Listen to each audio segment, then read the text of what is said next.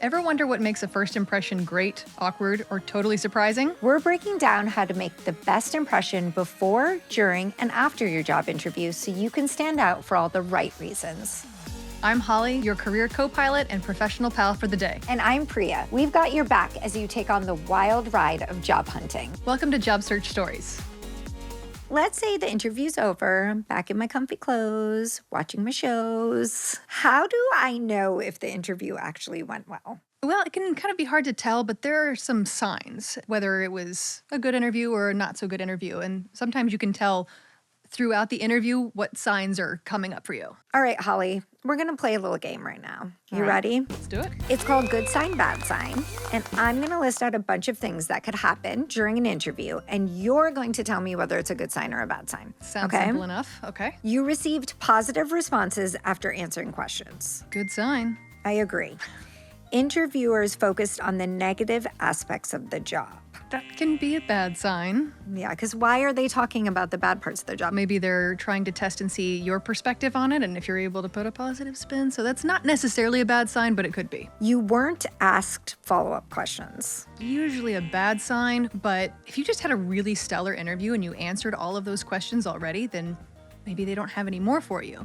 But typically, there's usually follow-up, so it could go either way. The interviewer referred to you as part of the team. Oh, that's a very good sign. Yeah, even I know that. You're asked about your availability. Good sign. Next steps. You felt rushed. Ooh, not a very good sign. Yeah, if they're trying to get you out. Yeah, I agree with you.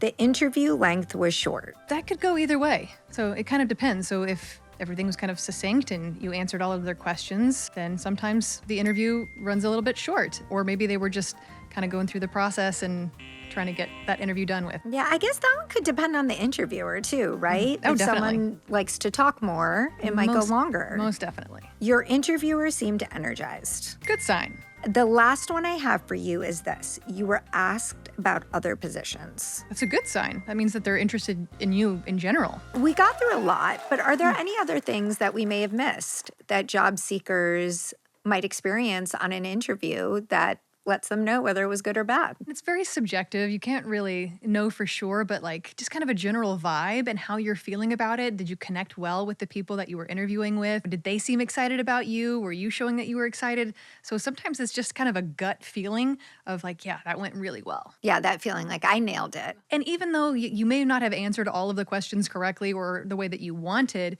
just overall, kind of the general good feeling, that's a good sign. Blink, and they've already sized you up. Search for Indeed on YouTube and make your first impression count. If the interview went well, you're probably breathing a sigh of relief. But sometimes it doesn't go great. Maybe you froze. Maybe they seemed distracted. Maybe you accidentally ended the interview by saying, "Love you, bye." Whatever happened, let's talk about what you can do next. Holly, so let's talk about that opportunity. What if there was a little hiccup in the interview, or it just didn't go as well as we had hoped it would go?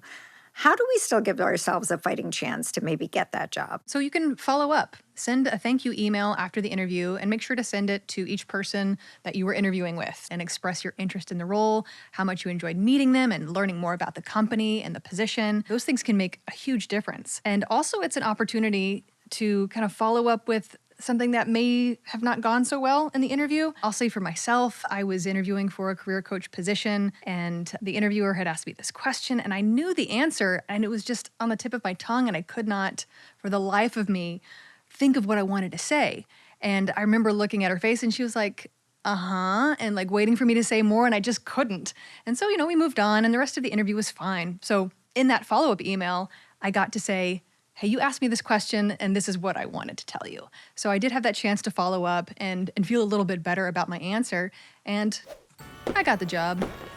I love that because it wasn't just a thank you email, it was an opportunity for you to have a little bit of a redo. Absolutely. And it was an opportunity to ask about next steps and when they expect to have a decision made, things of that sort too. Can a well-written thank you email actually turn a bad impression into a second chance? I think we actually have a Reddit post about this. Christiane, do you have that post? One Reddit user says that they once hired someone slightly less qualified because their thank you note stood out, and they ended up being a great hire. That's awesome. I mean, so again, kind of goes to show how powerful those follow-ups can be. It's so true. However, However, though, it doesn't necessarily guarantee that it's going to turn out that way. So then, is asking for feedback after a bad interview helpful? Would the hiring manager potentially interpret that as a positive sign and maybe give you the job and consider you despite the interview?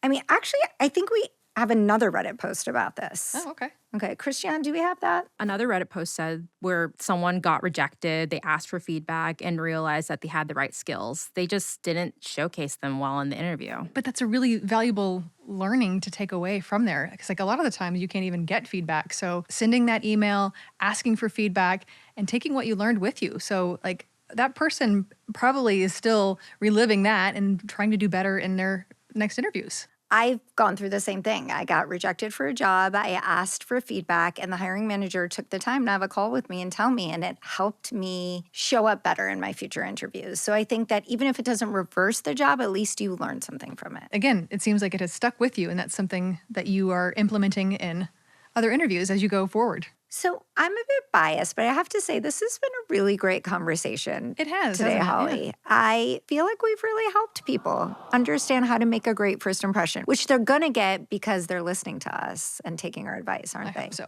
And also thank you for all of your insight and your stories and asking such thoughtful questions. You're very welcome, Holly.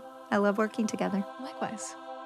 That's our show for today. Thank you so much for watching Job Search Stories.